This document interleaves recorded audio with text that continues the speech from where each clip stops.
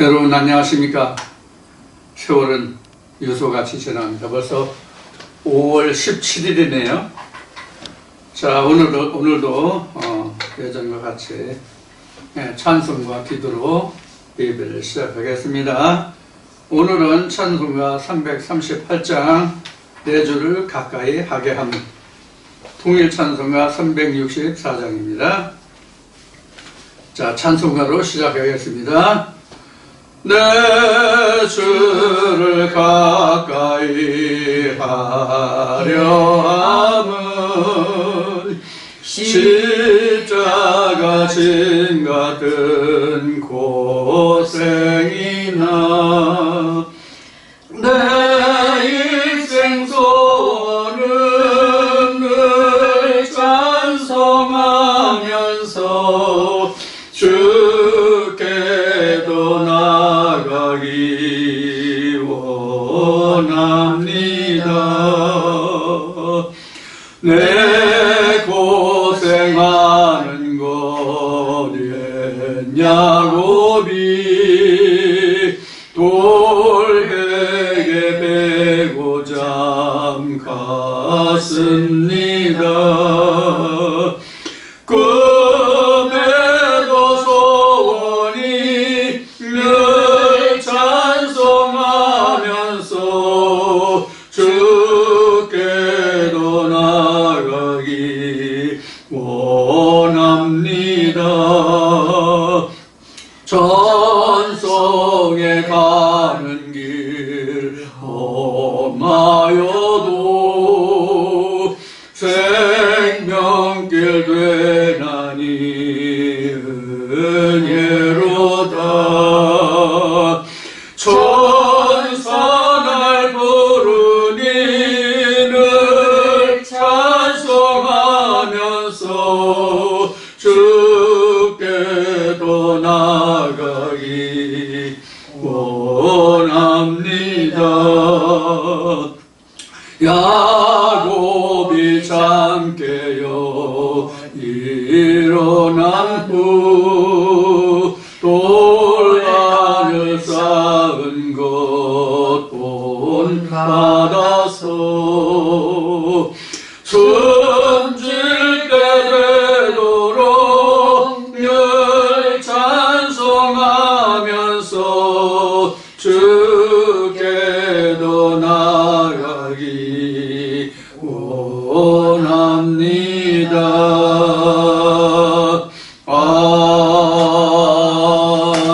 아멘.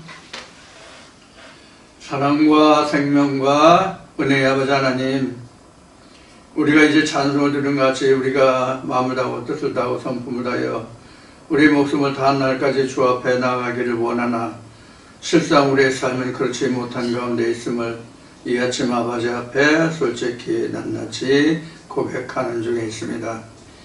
아버지, 그러할지라도 우리에게 주신 아버지의 은혜가 확실하고 사도 바울이 고백한 바 잡은 바여 확실한 바니 아버지 안에는 우리가 어렵고 힘들고 우리가 때로는 지쳐 쓰러지고 넘어질지라도 우리가 결코 다시 일어서서 아버지의 영원한 십자가를 붙들고 우리 주 예수 그리스도와 함께하는 영원한 생명의 길을 걷게 하시고 우리가 마지막 승리하는 우리 주 예수의 영원한 낙원에 함께 있게 하실 줄 믿습니다.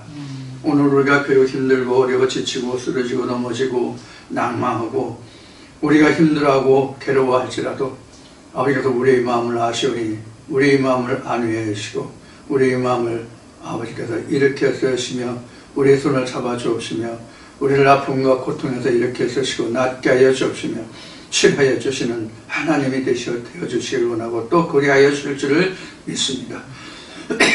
오늘도 아버지 앞에 신령과 진정으로 나아가기를 원하고 오늘도 아버지 앞에 아버지 앞에 은혜로 함께하기를 원하고 아버지께서 말씀하신 그 말씀을 온전히 바로 듣고 깨닫고 아버지 앞에 온전한 마음, 순진한 마음으로 행하기를 바라고 원하는 마음이 있사오니 아버지, 우리는 비록 열악하고 어리석고 땅에서 난 자 아래서 난 자지만 아버지께서 우리를 이렇게 서시고 붙잡아 주셔서 하늘로서 아버지 말씀으로 난 자가 될 수 있도록 오늘도 은혜 베풀어 주시길 원합니다.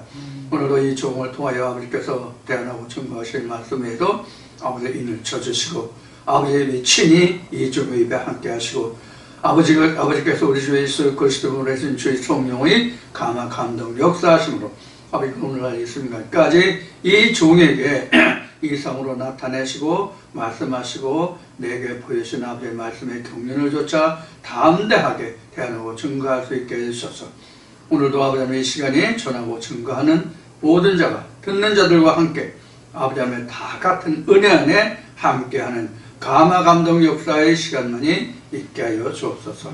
오늘 아버지 신이 같이 역사하시고 함께 해주실 줄 믿으며 믿사오며 이 말씀을 대하고 증거하는 동안 우리 아버지의 신만이 이 종을 붙들으시고 주의 백성 모든 마음을 붙들으셔서 온전히 아버지와 주의 백성 모두가 하나가 되는 온전하고 순전한 되게 하여 주옵소서. 이 시간 아버지께 모든 시종을 부탁하고 예수님의 이름으로 기도했습니다.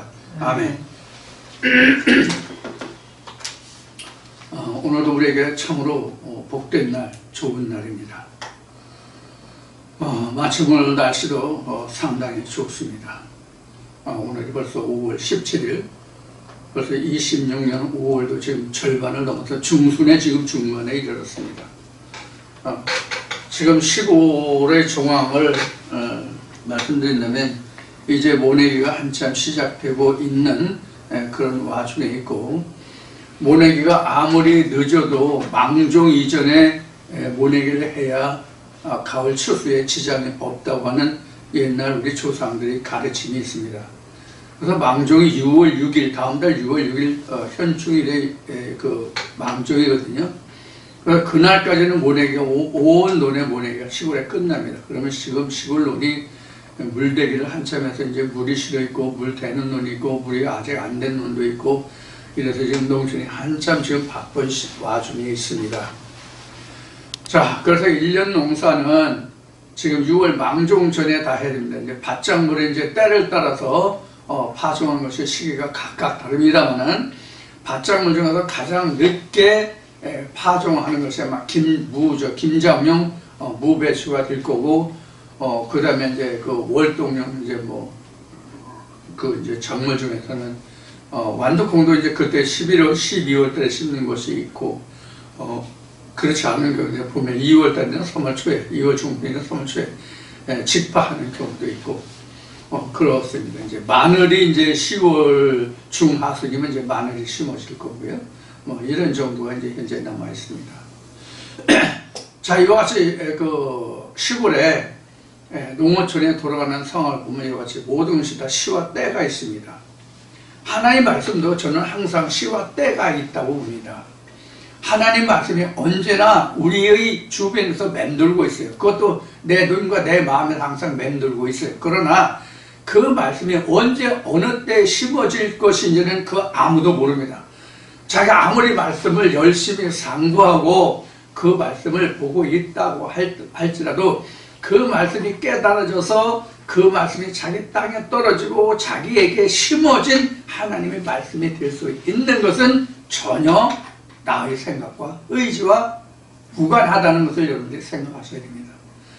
그렇다고 해서 내가 아무리 해도 소용없으니까 하나님 때가 있다고 했으니까 이런 때 저런 때 하나님이 하시겠지. 이건 천체 내범이다. 내가 성경에 기록된 대로 이제 누가복음 16장을 통해서 오늘 여러분들과 말씀을 나눌 건데, 누가복음 16장에서는 항상 두루 파고 걸음 주는 사람에게 있어서만 그 때가 오는 것이지, 두루 파고 걸음 주지 않는 사람에게는 영원의 때가 오지 않습니다. 그래서 성경은 내가 때를 얻든지 못 얻든지 이렇게 되어 있는 겁니다. 그래서 여러분들은 제 말씀에 여러분들이 귀를 기울이시지 말고 하나님의 성경에서 어떤 말씀을 하셨는가 항상 염두에 두시고 제 말씀에 귀를 기울여 주시기 바랍니다. 저는 어제 좀 밭일을 돌봤어요. 그래서 간단히 새벽에 좀 아침에 일찍 일어나서 낮에 뜨거우니까 낮에 아침에 일찍 일어나서 밭일을 좀 돌보고자 가서 이제 제초 작업을 했는데, 제초 작업을 하다 보니까 지금 감자를 심은 게 지금 조금 있어요. 여러분들 감자 아시죠? 감자 좋아하시는 분 많으실 텐데, 감자를 심었는데 감자가 몇 복이 되지 않지만 감자를 심어서 거기에 이제 풀이 좀 났길래 지난번에 비가 왔을 때 그를 통해서 이게 물을 먹으니까 아주 풀이 엄청 많이 올라왔어요. 땅이 하얗다. 홈이 뒤집어 보면 밑바닥에 그 땅 속에 뿌리가 그 싹이 터가지고 하얗게 땅이 보이는 게 아니라 뿌리만 보여 하얗게. 그 정도 지금 풀이 많이 올라와요. 그래서 땅을 뒤집어서 그 김맥을 하다 보니까 감자가 이미 저 참새알 만큼 커가지고 지금 그 달렸더라고 뿌리에. 근데 그게 이제 노출이 됐어. 노출이 되면 이게 하늘 본다고 그래가지고 파랗게 변하잖아 감자가요. 그럼 이게 못 먹고 버리는 거야. 그래서 이제 풀만 뽑으려고 나갔는데 북을 줘야 되겠더라고. 그래서 땅을 깊이 파가지고 북을 다 주고 그러고 나서 이제 감자밭 손질을 끝냈고, 그다음에 이제 완두콩을 이제 몇 포기 심은 게 있는데 완두콩이 자라면서 이게 줄기가 힘이 없으니까 옆으로 쓰러지고 이리 가고 저리 가고 하잖아요. 그래서 그건 이제 말목을 메고 유인줄을 맸는데, 유인줄을 매면서 제가 이런 생각을 했어요. 밭을 매면서 풀을 생각하면서 이런 생각을 했어요. 감자가 작물이 사람이라면 풀은 인생에 있어서 모든 질병과 같다. 사람이 작물이라고 비하면 모든 인생의 질고는 밭에서 나는 작물을 힘들게 어렵게 하는 잡초와 같다. 이런 생각을 했어요. 그래서 씨를 뿌린 농부가 잡초가 전혀 나지 않는다면, 그래도 곡식이 잘 자라고 열매를 잘 맺어준다면 그 자기 밭에 돌아가서 잡초를 제거하고 곡식을 한 번이라도 돌아보겠어요? 추수할 때만 갈 거야. 이걸 바꿔서 얘기하면 자기 영혼이 아무런 노력해도 잘 자라난다면 자기 영혼을 돌아볼 자가 있겠느냐 하는 거예요. 그래서 성경 말씀에 비유하면 이런 거예요.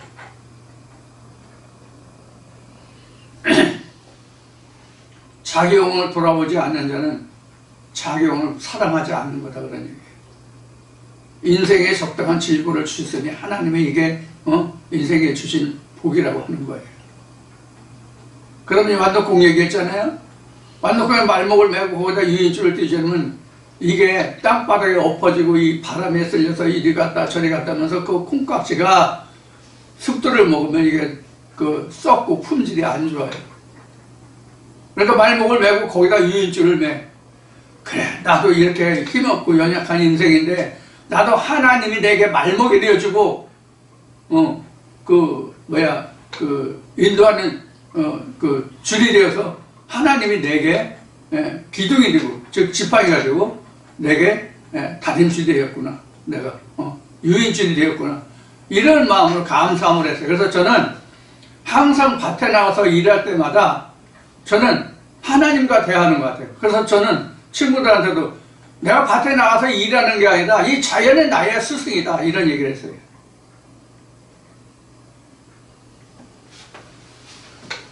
자, 여러분들은 어떤 생각을 가지고 세상을 사시는지 모르겠어요. 다 세상을 돌아보니까 하나님 은혜 안에서 이렇게 돌아보니까 모든 것이 은혜고, 천지사방에 하나님 말씀이 아니라도 하나님을 상고할 수 있는 그런 부분이 진짜 많더라고요. 그래서 저는 비록 몸은 어렵고 힘들지라도 참 그런 것에서도 무척 감사하면서 지금 살아가고 있어요. 굉장히 은혜로워요, 솔직히 말해서. 어제도 그 반일하면서 가슴이 뭉클뭉클한 그런 순간순간을 맞이하면서 일을 했거든요.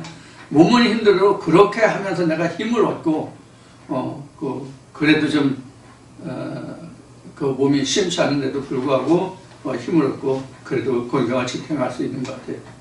지금 건강 얘기가 나왔으니까 한마디로 말씀드리면 제가 지금 42년, 43년 전에 요추가 부러져 가지고 낙상사고로 떨어져 가지고 다쳐서 뼈를 깎아 놓는데, 작년 연말부터 몸이 주저앉기 시작해 가지고 한두 달 전부터는 지금 몹시 힘든 상황이거든요. 그래서 병원을 지금 내 집 드나들듯 하고 약을 지금 밥 먹듯이 하고 있는데, 이런 저의 얘기를 들으시고 참 눈물 나게도 넘치게 사랑을 베풀어 주신 분이 계세요. 그렇다고 그분이 살림이 넉넉하고 가정이 형편이 좋으냐, 가정 형편이 좋으냐는 물질적으로 얘기하는 게 아니에요.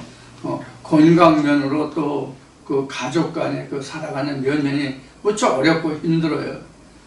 그런데 감히 감당할 수 없는 그분 형편으로는 감히 감당할 수 없는 엄청난 헌금을 해 주셨더라고요. 그래서 나는 그 말씀을 하시길래 자기 형편에 닿는 대로 그냥 몇만 원, 몇천 원 이렇게 하셨겠지 이렇게 했는데 진짜 과부 드레돈을 보내셨더라고요. 그래서 전 너무 눈물나게 고맙고 감사했고 그분을 위해서 심적으로 쉬지 않고 기도가 되더라고요. 입술의 기도 크게 목소리 내서 기도하는 게 아니라 그 마음의 그 기도가 그렇게 되더라고요. 그런데 나머지 분들은 꽝고모 소식에 죄송하지만 이렇게 말씀드리면 오늘도 이제 그런 말씀이 마침에 이제 연결돼 가지고 오늘 그런 말씀이 이제 증거가 될 건데 하여튼 다른 분들은 아무런 관심도 저도 없어요. 그래서 제가 서운한 마음이 드는 것이 사람이기 때문에 있는데 여러분들이 만약에 지금 이 말씀이 아니고 율법적인 교회에 다니실 때 같으면 목사가 그렇게 아파서 안절부절한다면 여러분들 가만히 있었겠어요? 좀 서운한 마음도 인간이기 때문에 없지는 않아요. 이건 이제 오늘 말씀 중에서 이제 여러분들 다시 말씀드릴 거예요. 근데 이제 그 보도에 대해서 지지난주에 해가지고 이제 보도를 제가 지금 이제 구입했는데 보도에 대해서는 그 4분인가 3분인가가 저 목사님 그 보도를 해서 지금 제가 이만저만에 했어요. 그러니까 보도 준비해 주세요. 이런 전화를 받았어요. 이 부분에는 상당히 고마워요. 그런 면에서는 보도보다는 이태서라는 사람보다는 보도가 더 중요했던 것 같아요. 보도만 있으면 말씀이 전해지나 봐. 저도 인간이기 때문에 좀 서운한 면이라 그럴까 좀 마음에 생각한 거 못된 생각을 좀 여러분들에게 말씀을 드렸습니다. 자, 그래서 지금 건강은 지금 오늘이 지금 일요일이잖아요. 금요일 날 또 참다 힘들어가지고 금요일 날 병원에 가서 주사를 3대를 맞고 약을 먹고 지금 조금 움직이고 있습니다. 그래서 서서 움직이는 게 지금 힘들어요. 서 있고 움직이는 게. 그냥 쪼그리고 앉아서 하는 거는 전혀 문제가 없어요. 그래서 지금 움직이는 거 자체가 이제 상당히 어려운데 이제 이게 여기에 내려온 지가 이제 올해 만 10년인데 서울에 있을 때도 척추관 요쪽에 그 협착과 통증이 있어가지고 치료를 많이 받았어요. 그리고 여기 내려와서 3년 여기 내려온 시간 10년 서울에서 지낼 때 한 2-3년 한 12-13년은 자세는 좀 정상이 아니라도 불편 없이 잘 썼거든요.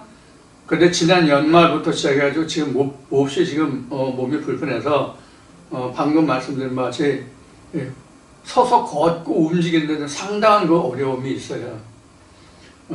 그래서 지금 돈과 시간을 이제 많이 투자를 해야 되는데 이제 그게 관건입니다. 자, 그래도 하나님이 붙들어 주시는 데까지는 해야 되겠죠. 제가 쪼그려 앉아서라도 말씀을 증거할 수 있는 데까지는 증거하고 내가 아버지가 부르시는 날 가려고 생각을 하고 있습니다.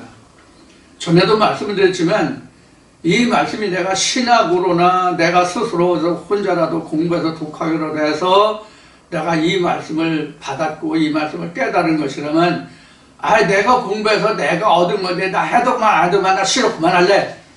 이랬으면 좋겠는데 진짜 솔직히 이게 이 말씀이 사람의 것이 아니잖아요. 내가 연구하고 공부해서 이게 된 게 아니잖아요.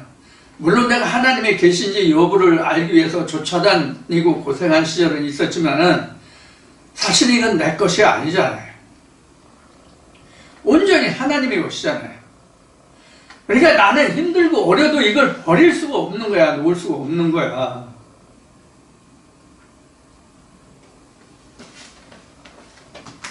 미안합니다. 이런 생각하면 정말 가슴이 아파서. 근데 여러분들은 이 말씀의 그 소중함이라든가 귀함이라든가 이런 것을 얼마나 마음속에 절절히 심고 느끼고 간직하고 계신지는 저는 잘 모르겠어요. 더구나 얼굴과 얼굴을 마주보지 않고 인터넷상으로 여러분들이 말씀을 듣고 계시기 때문에 얼굴과 얼굴을 보는 것만큼 느끼지는 아마 못하실 것 같은 생각이 들어요. 사실 말씀을 증거할 때는 사람의 그 감정이 거의 다 노출되지 않잖아요. 일반적인 얘기하면 자기 감정을, 지금 앞에 얘기는 자기 개인 얘기하니까 자기 감정을 노출시킬 수 있지만, 말씀에 들어가면 자기 감정을 노출시킬 시간이 없잖아요. 자기 감정을 노출할 수 있고 그런 얘기 할 수 있는 시간은 예배가 끝나고 사람과 사람 얼굴에 만나서 목사님 만천만에요, 성도님, 집사님, 권사님, 장로님 뭐 이러면서 얘기를 하다 보면 이런 얘기 저런 얘기 인간적인 얘기가 나올 수 있겠지만은 말씀에 들어가면 그렇지 않잖아요. 그래서 그런 면이 없잖아 있습니다. 자, 오늘은 복음은 이제 재정인데 부활 후의 일들을 오늘은 살펴보도록 하겠습니다. 사실 제가 지금까지 하나님의 말씀을 복음을 증거하면서 복음 후에 부활까지는 여러분들과 말씀을 많이 나누었지만 부활 후의 일들은 여러분들과 한 번도 말씀을 함께 한 적이 없습니다. 부활하면 부활로 그냥 끝났어요. 죄사함하면 죄사함으로 그냥 끝났어요. 거듭남하면 거듭남으로 그냥 끝났어요. 이스라엘 백성이 출애굽하면 출애굽으로 그냥 끝났어요. 유월절하면 유월절로 그냥 끝났어요. 그럼 그 후에는 그럼 어떻게 되는 거냐? 이런 거에서는 한 번도 나눠본 적이 없습니다. 그러던 차에 이번에 말씀을 통해서 저에게 감동을 주신 것이, 그럼 부활 후는 뭐냐? 그럼 어떻게 되는 거냐? 이런 그 마음을 주셔서 이번 주부터는 몇 시간이 또 될지 모르지만은 부활 후에 일어나는 일들에 대해서 여러분들과 함께 나눠보고자 합니다. 언제나 제가 말씀의 주제가 바뀔 때마다 동일하게 말씀드리는 사항이 하나 있어요. 그래서 지금 앞에까지는 부활을 했잖아요. 부활에 관해서. 부활하면 성경 전체가 다 부활이야. 사실은 부활 때문에 성경이 기록되는 거거든. 부활하면 다시 사는 것이잖아요. 우리가 죽었다는 게 창세기에서 전제되었기 때문에 우리가 그 후에는 다시 사는 거잖아요. 다시 사는 것에 대해서 기록된 것이 성경 부활이야. 그럼 성경 다 부활인데 그럼 부활만 공부하면 부활만 아니면 그럼 끝나는 거 아니야? 이렇게 말할 수도 있는 부분이거든요. 그럼 부활 후에는 그럼 어떻게 되는 거고 그 세상에는 부활 후의 세상은 무엇이냐? 이렇게 본다면 성경은 또 부활 후에 어떤 하나님의 나라가 하나님의 일이 있고 무엇인가를 말하는 것이 모두가 또 부활 후의 일이야. 성경 전체가. 그럼 성경 전체가 어디서 어디까지는 뭐에 관해서, 어디서 어디까지는 뭐에 관해서, 어디서 어디까지는 뭐에 관해서, 이게 아니야. 예를 들어서 우리가 학창시절에 그 수학을 이야기한다면 수학이라는 게 초등학교 때, 지금은 초등학교죠. 우리 때는 국민학교였지만 국민학교는 가감승제를 해. 더하기 빼기에서 시작해가지고 곱하기 나누기를 해. 그래서 우리 때만 해도 초등학교 때는 방정식이라는 것이 없어서 그냥 곱셈 나눗셈 하면 6학년 끝이었어. 지금은 5학년 때부터 지금 방정식이 나오고 수열이 나온단 말이에요. 집합이 나온단 말이에요, 지금은. 그러니까 엄청 지금 차원이 높아진 거죠. 저는 아직도 뭐 수열, 뭐 집합이가 몰라요. 안 배웠거든. 중학교는 고등학교 때 배웠는데 중학교에도 집합을 안 배웠어요. 고등학교에도 수학 교과서에 집합 이게 다뤄진 게 없어요. 고등학교에 가서 미분적분 이런 상황 거쳤는데 지금 생각하면 간단한 집합이나 이런 것을 안 다뤘다고. 물론 내가 다닌 과정에서는 책을 그렇게 선정했기 때문에 그때는 그 국정교과서로 이제 지급될 텐데 그래서 안 배웠는지 모르겠지만 하여튼 기억이 없어요. 제가 공부를 못했으니까 그런지 모르지만. 그런데 지금은 안 그렇잖아. 지금은.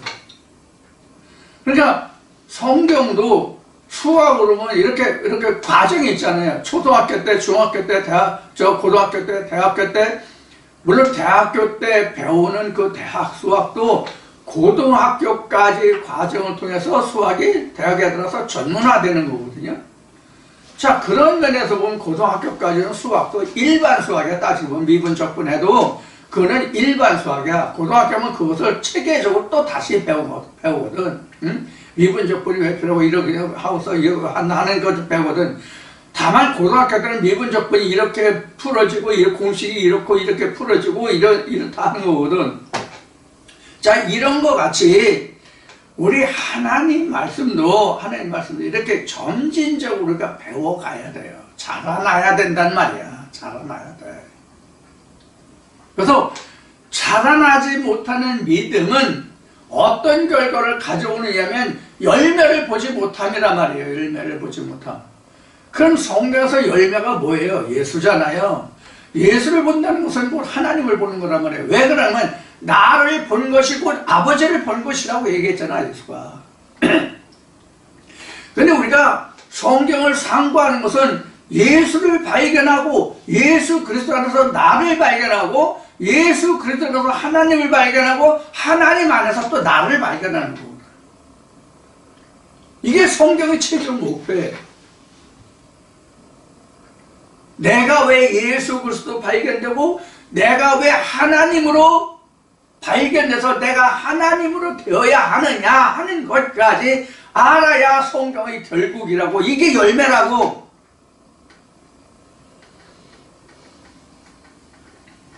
그 열매를 위해서 우리가 농사 짓는 거예요. 우리 지금 농사 짓는 거잖아. 천국 농사 짓는 거잖아.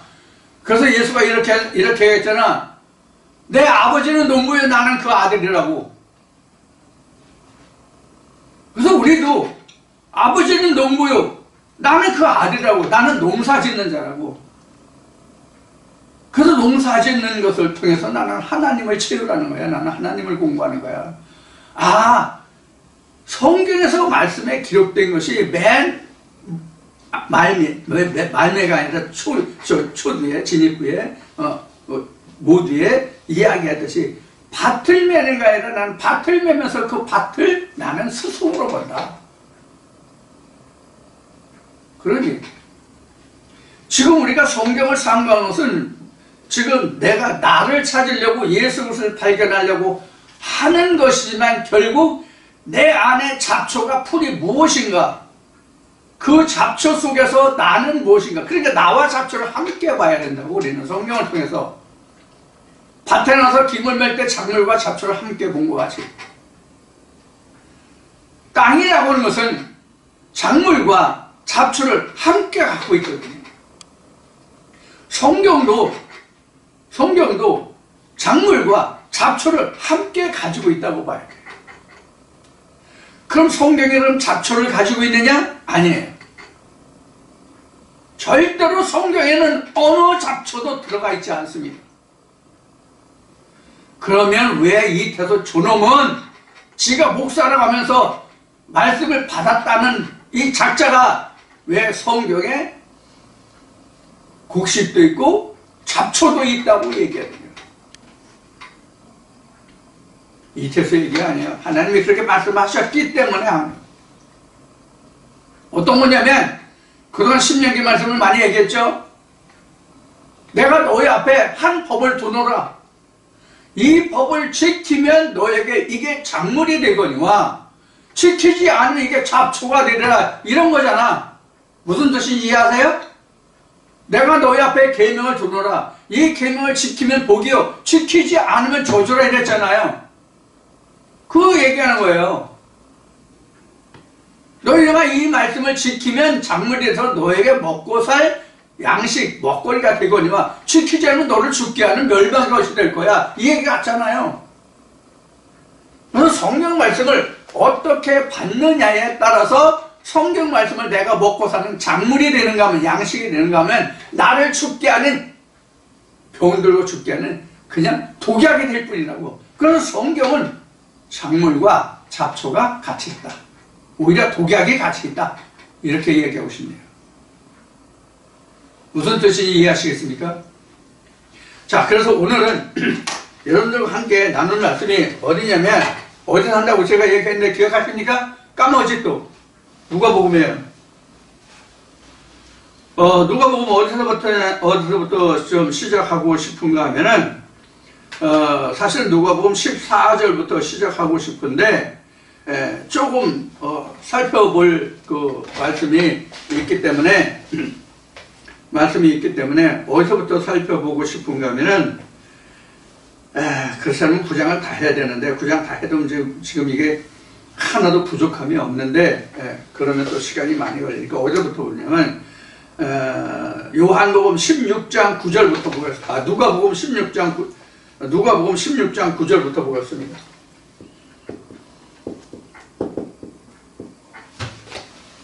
구절부터 끝까지 보겠습니다. 끝절이 이게 30몇 절까지 있나? 31절까지 있나? 여기까지를 살펴보겠습니다. 이 말씀 중에서 주안점으로 살펴볼 것은, 부자와 거지 나사로를 살펴볼 건데, 부자와 거지 나사로가 어떤 연유로 해서 부자와 거지 나사로가 됐는지 하는 것을 살펴보고자 해서, 누가복음 16장 9절부터 말씀을 여러분과 함께 인용하는 겁니다. 성경에 보면 천국만 있는 것이 아니라, 성경에 보면 천국만 있는 것이 아니라 음부가 있어요.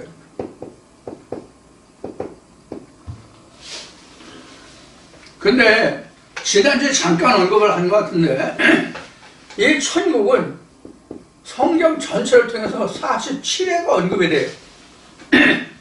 47회가 언급이 되는데, 이 천국 47회에서 마태복음만 46회야. 마태복음에서만 46회고, 디모데후서 한 절에서 있어서 총 47절이에요. 디모데후서에 한 번 있어요. 그래서 47회. 구약에서는 천국이라는 말에 단 한 번도 안 나와. 구약에서는 오히려 음부라고는, 우리 성경 사전으로는 수월, 또 교회 다니는 사람들이 잘 아니까 수월. 이게 원래는 히브리어로는 이게 쉐월이에요, 쉐월.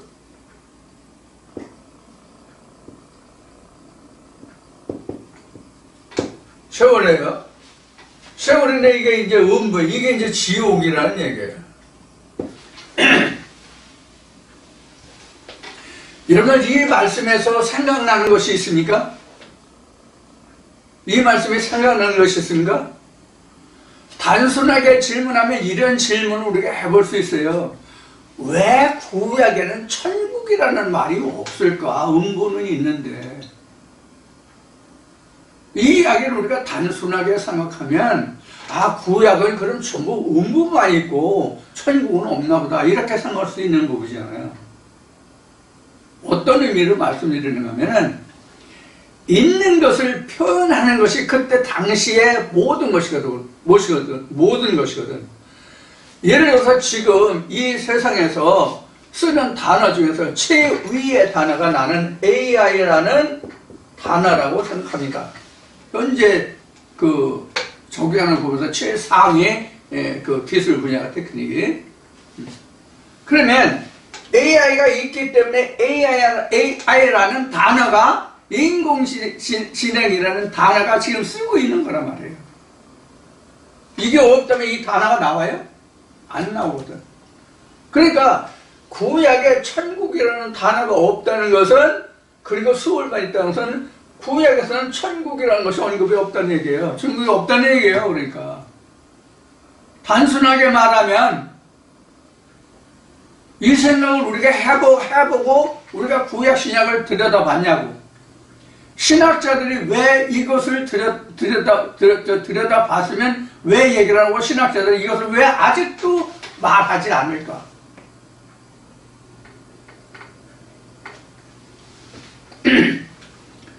그래서 이것의 답은 사도 바울이 증거한 로마서 2장의 말씀이었어요. 어떤 말씀이냐? 율법으로는 의롭다 함을 육체가 없다는 거예요.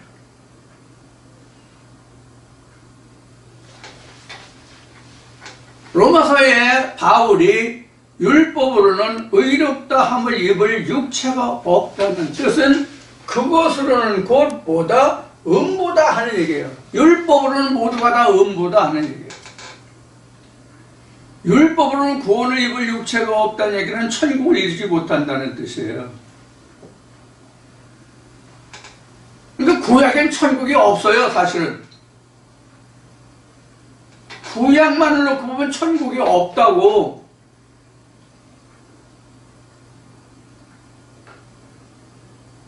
아, 저 목사 또 큰일 날 얘기하네. 저 목사, 저 사람 말 믿어야 돼, 진짜. 저 사람 입에서 나온 말이 진짜 진리 맞아? 하나님한테 말씀을 받았다는 저 목사 맞아? 이렇게 말씀하실 수도 있어요. 예, 이런 색안경 많이 끼세요, 여러분들. 색안경을 많이 끼면 낄수록 여러분들이 발전할 기회가, 요소가 많은 거야. 그걸 깨부수면 되니까. 색안경을 빼면 되니까. 하나씩 빼내면 되니까.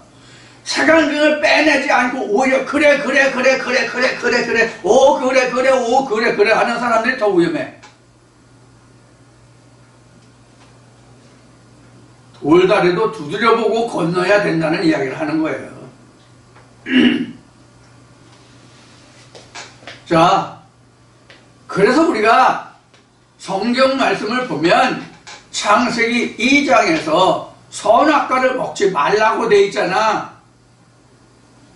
선악과를 먹지 말라고 되어 있는 말씀이 결국은 뭐와 같으냐면 내가 너에게 준 계명을, 아까 신명기 얘기했잖아요. 너희가 준 계명을 너희가 율법으로 생각하지 말라는 얘기예요. 율법은 다 자기에게 걸림이 되는 거야.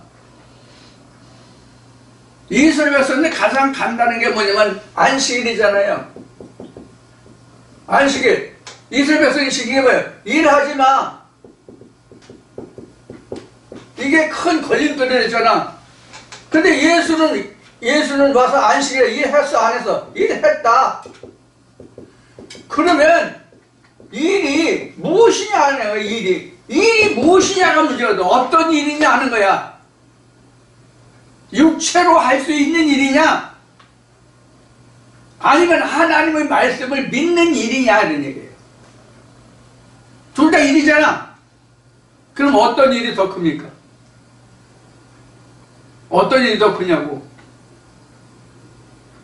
그런데 이스라엘 백성들은 바리새인들은 사람 몸으로 하는 그런 일을 하지 마 이렇게 생각했단 말이야. 근데 예수는 그 일을 했잖아. 구덩이에 빠진 염소니 송아지인지 닭인지 이거 건져줬잖아. 저 아저씨가 하나님의 아들이고 안식일을 지킨다면서 저 하지 못할 일을 한다 이렇게 되잖아. 주일에 제자들이 지나가면서 밀리서갈 때마다 저 안식일을 범하는 놈이다 이렇게 했잖아.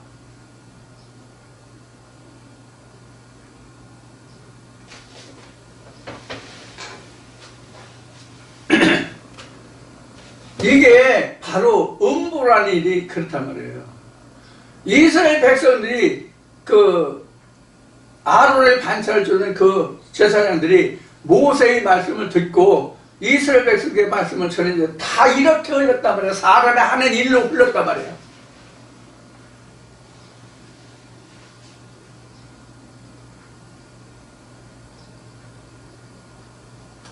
이게 안식일이 쉬는 날이 아니라 사실은 우리는 뭐예요? 가장 힘든 노동을 하는 날이 안식일이야. 지난 5일간은, 5일간이 아니라 6일간은 우리가 육체적으로 힘들게 땅을 파서 경작을 했다면, 근데 이스라엘 백성이 땅을 파서 경작했어요? 광야에서? 안 했어. 6일날, 6날 동안은 광야에 나와서 만나를 따서 저들이 처먹고 싶은 거 다 헤쳐먹고 즐겁게 지냈다고. 어? 광야에 나와 광야를 모래 땅에서 비도 안 오고 땅에 거기 농사질도 땅도 아닌데 그놈들이 경작했냐고. 어? 이스라엘에서는 그 개 같은 놈들이 농사 지었냐고. 안 지었잖아요. 그럼 뭐로 처먹고 살았어? 하나님이 매일 아침 주시는 그 만나를 따다가 그 만나를 가지고 먹었잖아. 그럼 주일날은 어떠서 안식일날은? 안식일날은 하나님이 어떻게 하셨냐고 이스라엘 백성들에게. 여러분 한번 답을 달아보세요. 하나님이 안식일을 위해서 이스라엘 백성에게 하신 명령이 뭐야? 이스라엘 백성들이 여섯째 날 할 일이 뭐냐고. 생각 안 나요? 만나를 삶고 볶는 그 일 없어. 6일날 6일날 만나를 삶고 볶는 일이 없다고. 그놈들이 농사 짓는 거 아무것도 일하는 게 없으니까. 이렇게 이스라엘 백성들이 광야에 나와서 자기네 농사를 짓는 게 땅을 파서 농사 짓는 게 아니고 하나님이 매일 아침 내려주시는 만나를 통해서 먹고 살았기 때문에 어쩌면 할 일 없어도 마누라하고 도리도리 짝짝꿍 해가지고 자식들을 많이 낳아서 세계 인류학자들이, 생물학자들이 말할 수 없는 그런 인류가 짧은 기간에 60만 3,550명이라는 20대 이상 장정으로 그렇게 인구가 증가한지도 몰라. 어? 10달에 분만한 것을 뭐 6달에 분만한지 5달에 분만했는지 뭐 이랬는지도 모르고. 여하튼 하나님 은혜 안에 이건 제가 하는 얘기니까 여러분들 진짜 고지 듣지 마세요. 어떤 경우에도 10달이 안 차면은 그건 미숙하거나 정상적이 아닙니다. 그렇게 하나님의 은혜를 받았다고. 그럼 여섯째 날은 하나님이 명하시기를 일곱째 날 안식일에 먹을 수 있는, 안식일에 만나가 안 내리니까 안식일에 너희가 먹을 수 있는 양식을 6일 날에 삶고 볶아라, 이런 말씀을 하셨단 말이에요. 그런데 여섯째 날 삶고 볶는 일을 이게 덜어는 나같이 게으르고 나태는 아이 또 죽었지, 오늘 졌는데 내일 안 죽었어. 아이고 아버지가 우리고 아버지가 얼마나 크고 거대하신데 위대하신데 이러고 내가 6일날 가서 만나를 안 따서 내일 먹을 거를 내가 예배하지 못했네. 그래 일요일 아침에 주일 안식일 아침에 가보니까 만나가 없어. 아이고 하나님도 참 원망이 많네. 아이고 내가 먹을 거 만나를 왜 안 내리셨어? 이러고 원망하고 있단 말이야. 그래서 하나님 분노하신 장면이 성경에 기록됩니까? 안 됩니까? 너희가 내 명을 안 지킨다고.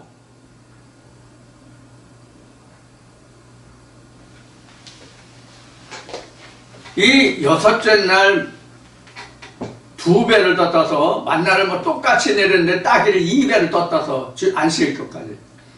그래서 그날부터는 그날 먹고 남은 것은 분명히 하나님으로 삶거나 볶거나 해서 그 다음날 냄새나지 않게 하라고 그랬어. 냄새난다는 얘기는 무슨 얘기예요? 썩었다는 얘기야. 본뜻을, 의미를 잃어버렸다는 얘기란 말이야.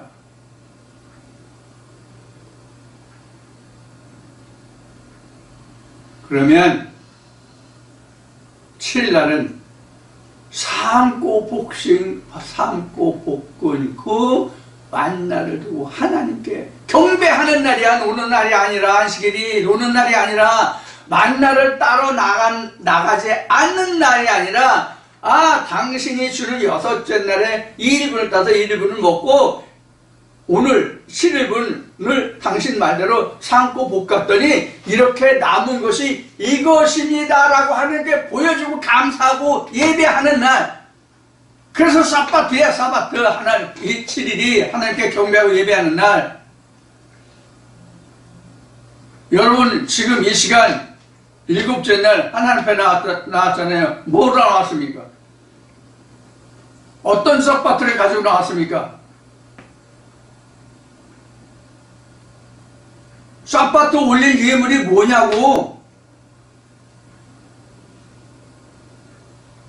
이게 지금까지 공부한 말라께서 공부한 11조라 말이에요. 부활의 증표라 말이에요.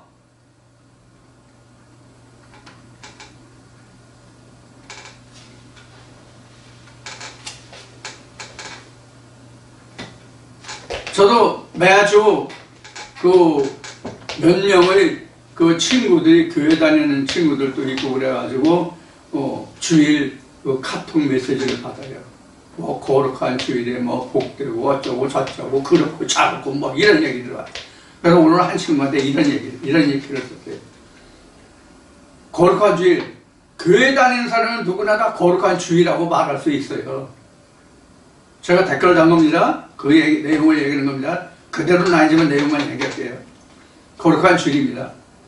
당신은 어떠한 거룩한 주일입니까? 이건 친구한테 하는 얘기예요. 저들이 말하는, 누구나 말하는 거룩한 주일이라면 그냥 내가 생각해서 내 마음에서 그냥 거룩한 주일이라고 말하는 겁니다. 그런 당신은 사도 바울과 같이 확실한, 손에 잡은 바요 확실한 바는 그런 증거를 네가 가지고 있어서 네가 거룩한 안식이라고 하느냐? 그렇지 않다면 너도 일반인과 같이 주일이니까 그냥 거룩한 안식이라고, 입술의 안식이라고 얘기하는 거다. 오늘 교회 가면 내가 잡은 확실한 바가 뭔지 다시 한번 돌아봐라.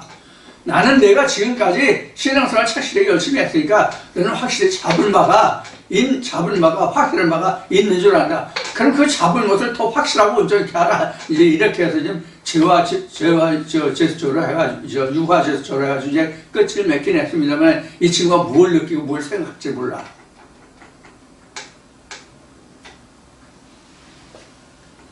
저는 친구들한테 매주 이런 주일 메시지를 받는데 그들이 은연중에 생각할 수 있는 부분을 반드시 넣어서 보내는데 한 번도 그거에 대한 응답이 없어. 그거에 대한 리코멘트가 없어. 이건 뭘 얘기하는 거예요? 느낌이 없다는 얘기야. 그냥 은혜 목사들이 그냥 하는 얘기쯤으로 넘어가는 거야. 그래서 제가 친구들을 모임에 자주 가고 만나고 그 사람들 나를 목사님한테 목사님이라는 말을 솔직히 귀에 거슬리고 부담이 돼서 야 나보고 목사라고 하지만 그냥 이태수라고 불러. 내가 너희들한테 목사 취급받겠냐? 내가 너희들의 목사라면 내가 너희들의 목사가 되냐? 나를 목사라고 불러줄 사람은 여러분들 뿐이 없어. 여러분들이 나를 목사라고 불러줄 때만 내가 목사가 돼.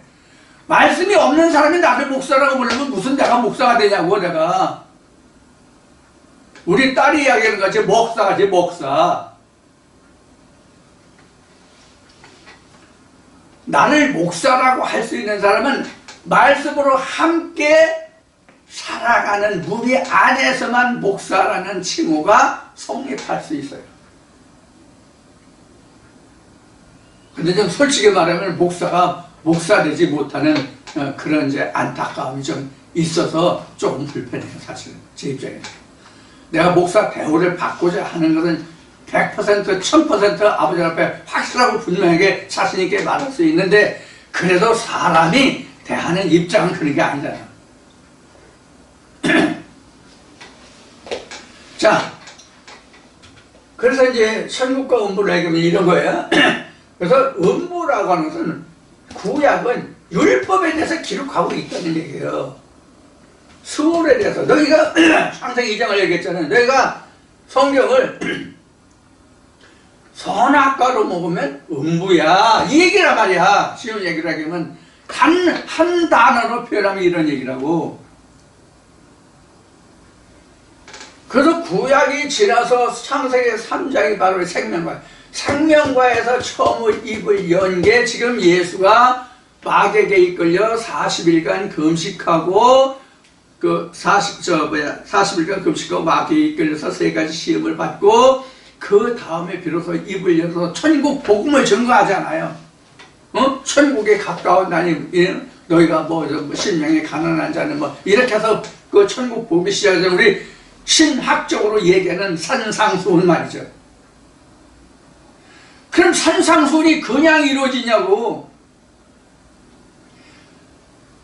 예수가 하나님이 말씀으로 거룩하게 해서 세상에 보냄을 받은 자가 하나님의 아들이요 하늘에서 왔다고 하는 말을 너희가 왜 참남이 여기고 기이 여기냐라고 말하죠.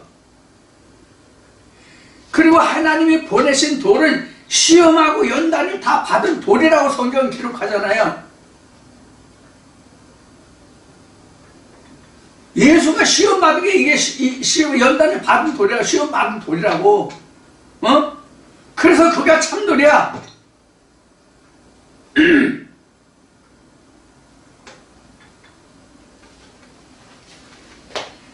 시험 받지 않고 연단 받지 않은 돌이 세상에 와서 하나님의 사자의 역할을 한 바지 없어. 사도 바울도 다메섹에서 예수 연단을 받았잖아. 그래서 아나니의 안수를 받아서 그가 비로소 눈을 뜨고 다시 입을 열어 말하잖아. 그게 오늘날 트럼프가 이 세계 지구촌을 제2의 그 질서혁명을 일으키게 된 것과 똑같아. 사도 바울이 기독교계를 다시 일으켜 세웠잖아. 그럼 그 당시 사도 바울 때 기독교계를 주물락거리는 신도들이, 성도들이, 아니면 신학자들이 없었어요? 바리새인들이 부글부글 바리새 했잖아.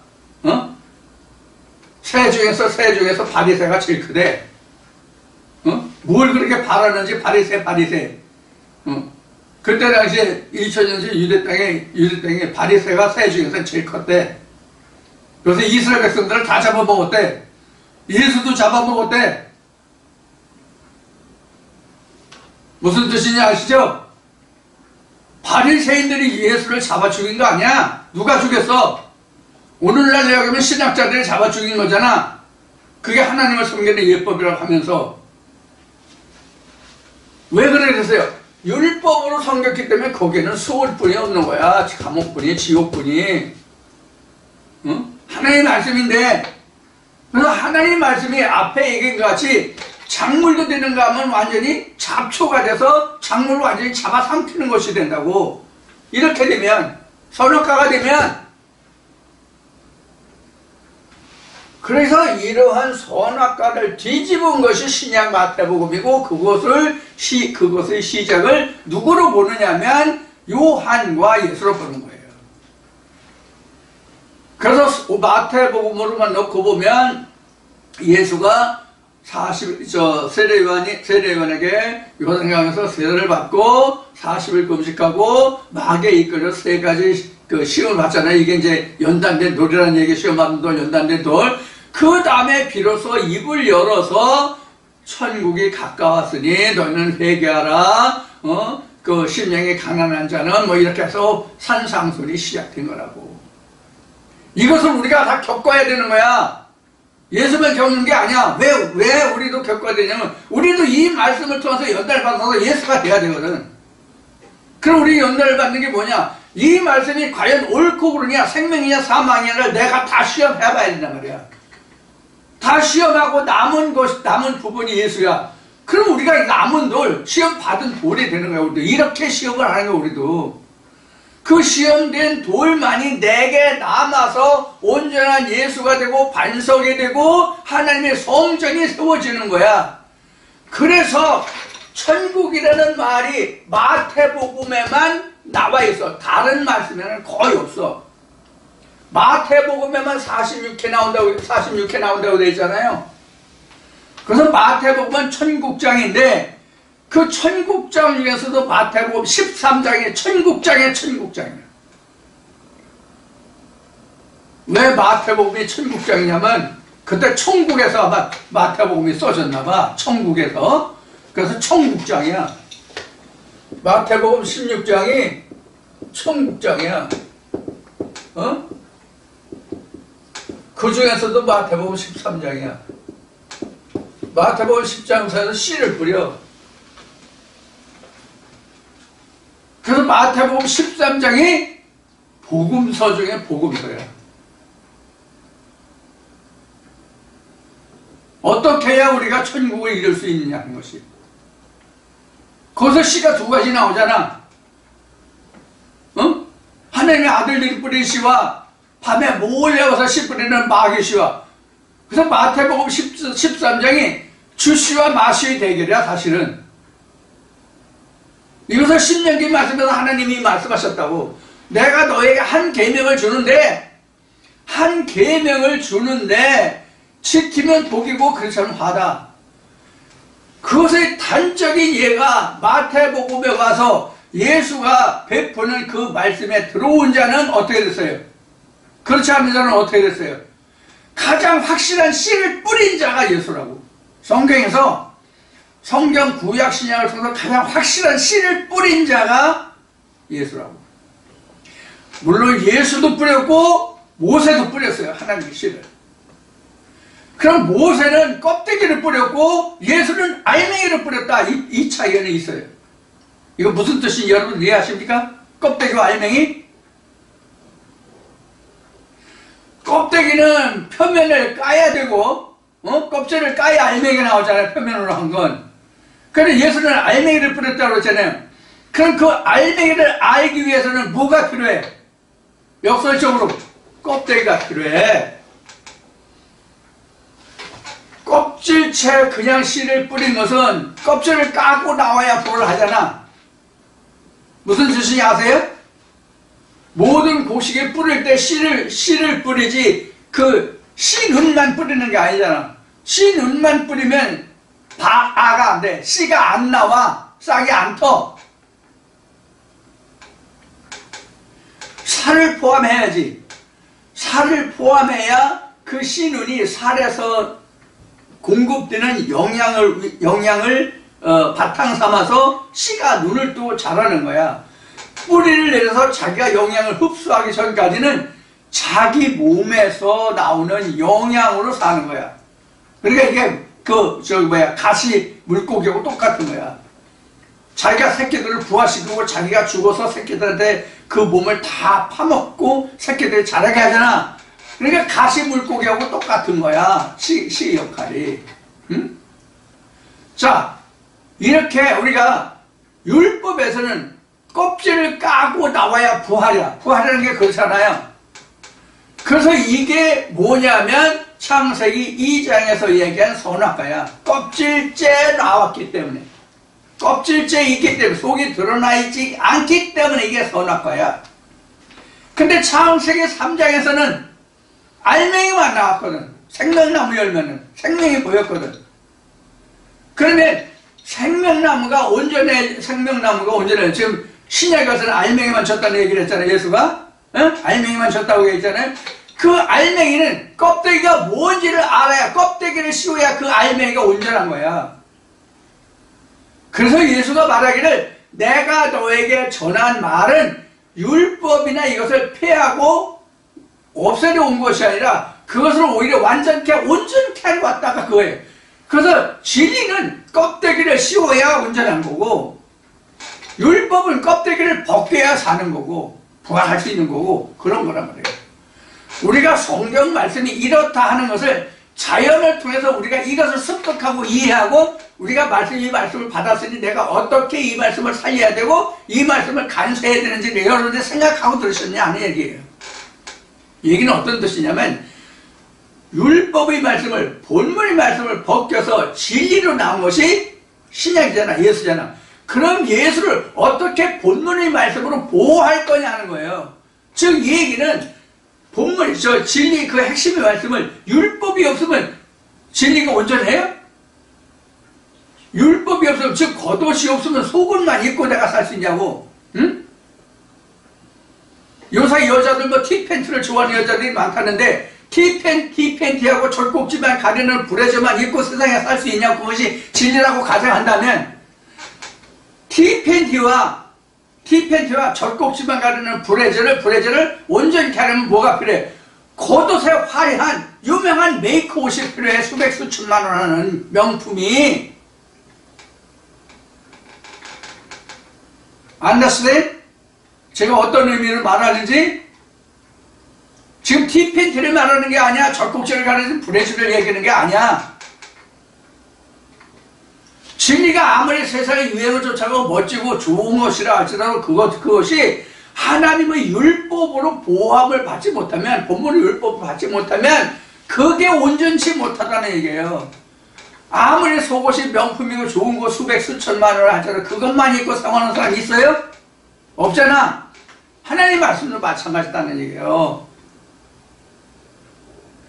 그래서 예수가 한 말이 내가 율법과 이 모세의 모든 경을 폐하려 온 게 아니다. 온전히 하려 왔다. 내가 바로 세월에 왔다. 이 뜻이 무엇인지를 우리는 바르게 깨닫고 알아야 된다는 얘기예요. 우리 부부를 얘기합시다. 성경은 부부를 얘기하거든요. 창세기 2장부터 아담과 하와가 아니라 이시와 이시아 부부를 얘기하거든요. 이게 진짜 부부야. 이시와 이시아는 지금 제가 그 속옷과 겉옷을 말한 것으로 보면 이시와 이시아는 속옷이야. 응? 그리고 창세기 1장에서 얘기한 그 자칼과 네케바는 겉옷이야. 이 두 개가 다 있어야 하나의 말씀이 하나야 온전한 거야. 그런 얘기예요. 진리 한다고 해서 진리만 가지고 온전한 것이 아니다라는 얘기를 그동안 여러 번 했잖아. 여러분들이 이걸 어떻게 들으셨는지 모르겠어. 지금 말씀드린 게 그 답이에요. 그러면 우리는 부활 후에는 이렇게 나타나거든. 음보가 천국으로 나타나거든. 음부라는 것은 우리가 그냥 수월이다, 지옥이다, 감춰져 있다, 어둠이다, 뭐 이렇게만 생각하는데, 이 음부다, 세월이다, 지옥이다, 이것은 어떤 의미를 가지고 있는가 하면 우리가 나쁜 뜻으로만 해석하는데, 이 음보다, 수월이다, 지옥이다 하는 이 얘기는 감추어졌다예요. 감추어졌다. 아직 드러나지 않았다. 이런 뜻이 바로 음부고 수월이고 지옥이라고. 드러나면 부활이고 천국이라고. 이 관계를 생각하라고. 그래서 성경에는 음부라고 했고 지옥이라고 했고 뭐라고 했지만 쉬운 얘기로는 드러나지 않으면 음부야. 지옥이야. 드러나지 않으면. 하나님과 예수가 드러나지 않으면 음부요, 지옥이라고. 근데 교회 다니는 사람들이 이러잖아. 이렇게 쓸데없이 여러 가지 자잘하게 해석해가지고 이러쿵저러고 하는 거야. 그냥 말씀대로 믿어, 말씀대로. 말씀대로. 본문 그냥 말씀대로 믿어. 도둑질 하지 말라면 내가 도둑질 하지 말고, 살인하지 않으면 살인하지 말고, 간음하지 말라면 간음하지 말고, 그런 하나님 말씀대로 사는 거야. 이렇게 얘기하거든. 이건 알맹이야, 껍데기야? 이거는 껍데기야. 이거는 앞에 속옷 겉옷으로 얘기한다면, 지금, 노팬티 노브라를, 하고 겉옷만 입고 나서, 나 속옷도 입고, 겉옷도 입고, 딱 이런 것과 똑같은 거야. 쏙쏙 들어오지, 어떤 의미인지. 바로 이게 구약과 신약의 차이고 천국과 저의 차이고 부활 후와 전의 차이예요. 그러니까 부활 전은 성경이 전부가 구약이야. 다 겉옷만 입고 있는 거야. 속옷이 없는 거야. 구약이라는 것은. 구약이라는 건 속옷이 없어. 신약만 속옷도 있고 겉옷도 있는 거예요.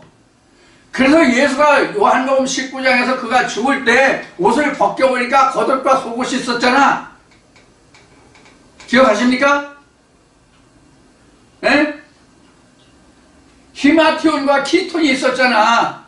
호지 않은 옷. 그래서 겉옷은 다 나눠졌어. 근데 속옷은 나누지 않았어. 이게 무슨 뜻이냐면 율법은 누구나 다 가질 수 있어. 근데 속옷은 누구나 가질 수 없는 거야. 고유한 것이야, 속옷은.